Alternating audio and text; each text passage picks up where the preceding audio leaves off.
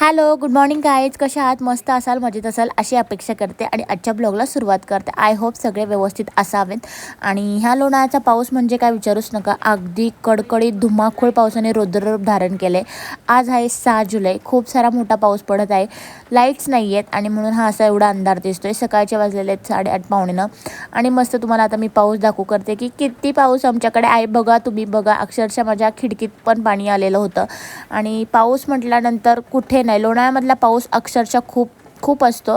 आणि लोणावळा थंड हवेच्या ठिकाणी, त्यामुळे पाऊस हा खूप सारा असतो तिकडे. आणि बघू शकता तुम्ही बाहेर किती सारं तुंबलेलं आहे. आणि इकडे माझं सगळं खिडकीत ओलं करून गेलं आहे. रात्रीची खिडकी बंद होती तरीसुद्धा हे शिंतोडे जाळ्यामधून आले होते. आणि असं पाऊस आहे, तुम्हाला बघा.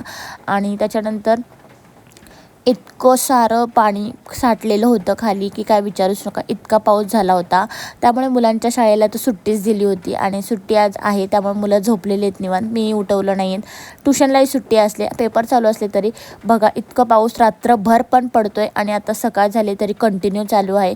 अक्षरशः डॅम ओव्हरफुल होईल असं वाटतंय, कारण इतका पाऊस चालू झालेला आहे हा. आणि ह्या पावसामध्येच सगळ्यांनी आपली काळजी घ्यावी. आपल्या कामाची गरज असेल तरच बाहेर पडा, अदरवाईज घरामध्येच राहणं बेटर आहे मी तर सांगेल. कारण की खूप सारा पाऊस आहे. सगळीकडे पाणीच पाणी झालेलं असावं आणि कुठे काय ते आपल्याला सांगता येणार नाही. तर चला, मी माझ्या सकाळच्या कामांना सुरुवात करते आता. पहिली गोष्ट, लाईट्स पण गेलेल्या आहेत आणि सगळ्याच गोष्टी गेलेल्या आहेत. सकाळचे वाजलेले जवळ पावणे 9 आणि मी उठलेली आहे. आणि रात्रीच मेसेज आले स्कूलचे की शाळेंना सुट्ट्या आहेत वगैरे. आता लाईट्स रात्रीच गेलेल्या आहेत. आता काही खरं नाही, पाणी नाही, काय नाही. आता उडी टंदल उठणार आहे. पाणी आहे म्हणजे आता असं नाही, पण जेव्हा लाईट येईल ना, येईपर्यंत असायला पाहिजे. कारण की लाईटने पंपाने वरती पाणी येतं ना, सो काही सांगता येणार नाही. आता इतका सारा पाऊस आमच्या लोणावळ्यात झालाय ना, काय विचारूच नका. तुम्ही फर्स्ट टाइम माझा असं मॉर्निंगचा लुक बघत असेल, आय थिंक सो. तर असो, आता मी मस्त चहा ठेवते गरमागरम. आणि या चहा घ्यायला खूप पाऊस चालू झालेला लोणावळ्यामध्ये. अक्षरशः बिल्डिंगची पार्किंग पण अर्ध्या गाड्या तुंबल्या, तेवढ्या पाऊस झालेला आहे. प्लस शाळांना सुट्ट्या दिल्या आहेत. पूर्ण एकूण एक रस्ते तुंबलेले आहेत. सगळ्या रोड बंद केलेले आहेत. झाडं वगैरे पडलेले आहेत अक्षरशः. म्हणजे मला हे कसं कळतं, न्यूज चालू आहेत घरामध्ये ह्यांच्या फोनला, त्यामुळे एवढा पावसाने जल्लोष मारलाय की काय विचारूच नको. लेट आलाय पण थेट धिंगाणा केलाय असं वाटतंय. तर चला आपण ठेवूया चहा. आता जेवढी काय बॅटरी आहे तेवढ्या ह्याच्यात मी तुमच्यासाठी चहा ठेवते. आणि जोपर्यंत चालेल मोबाईल तोपर्यंत आपण ब्लॉग काढूयात आणि मज्जा एन्जॉय करूयात पावसाची. जे काय मला करता येईल ते तुमच्यासोबत शेअर करते. चला, आता मस्त चहा ठेवते गरमागरम. चला, पटकन असा चहा ठेवून घेते. दूध एकीकडे तापाय ठेवलं होतं. दूध पण कमीच होतं. पावसात जायची इच्छाच नव्हती की खाली जाऊन काय घेऊन यावं, म्हणून पटकन असा थोडाफार चहा ठेवला. पिल्लांसाठी दूध आणायला जाईलच म्हटलं. पिल्लं झोपलेलीच होती.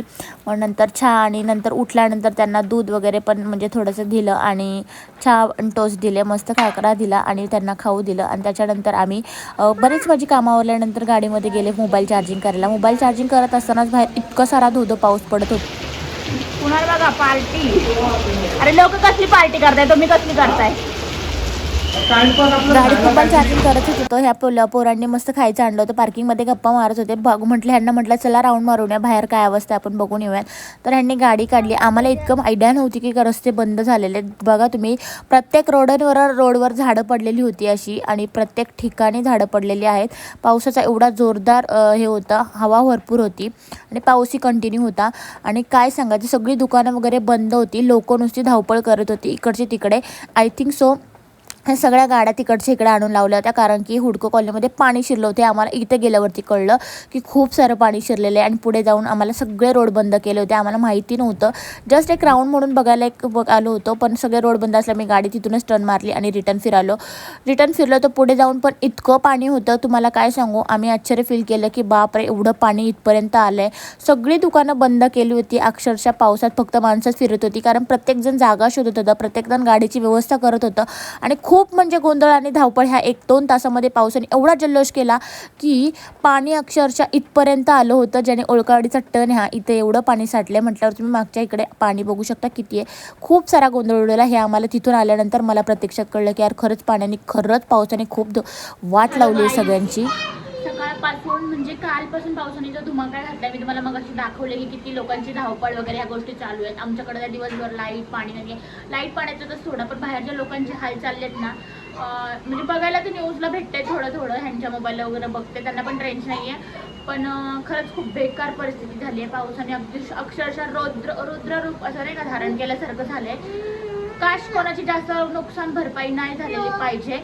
आणि खरंच खूप डेंजर अवस्था झाली आहे. मी पहिल्यांदा ह्या 10 वर्षात तिकडे लोणावळ्यामध्ये पहिल्यांदा बघितलंय की एवढ्या पावसाने रुद्ररूप धारण करून जे काय बोटीने सगळ्या लोकांना बाहेर काढले, सगळेजण व्यवस्थित असावं अशी देवाकडे प्रार्थना करते. कारण की खूप डेंजर अवस्था झालेली आहे. आता लाईट नव्हती, अक्षरशः मोबाईल स्विच ऑफ झालेले आहेत. हा मोबाईल अगदी 2-4% राहिलेला आहे. आणि त्यात मी हे चार्जिंगचे बल्ब आता शोधून दुकानं काढलेले आहेत. त्यात एक बल्ब मी घेऊन आलेली आहे. म्हणजे हे गेले होते घ्यायला. अक्षरशः बाहेर अजून पण पाऊस चालू आहे. आणि मी आता दूध नव्हतं वगैरे 2-3 ठिकाणी सकाळी दूध बघितलं, कुठंच नव्हतं. तर आता जस्ट 1-2 तासापूर्वी 1 तास पाऊस उघडला होता. बाहेर गेले होते तर लोकांना बांधून ठेवल्यानंतर लोक जसे बाहेर सुटतात ना, तसे दुकानातून प्रत्येक दुकानात गर्दी अशी होती. त्यातल्या त्यात दूध घेऊन आले मी. आणि थोडंफार जे लागतं ते आपल्या डेलीसाठी, ते आपल्या अपडेट्स असं. पण काश कोणी खूप नुकसानमध्ये नसावं. आणि ज्या आता तर आपल्या लाईट्स वगैरे सगळं बंद आहे, नेटवर्क सोशल मीडिया सगळं बंद आहे. त्यामुळं काही कळत नाही की काय घडलंय काय नाही. ते आता नेमकं लाईट्स रेंज वगैरे जेव्हा येतील फोनला तेव्हा गोष्टी कळतील खरं काय घडलंय काय नाही.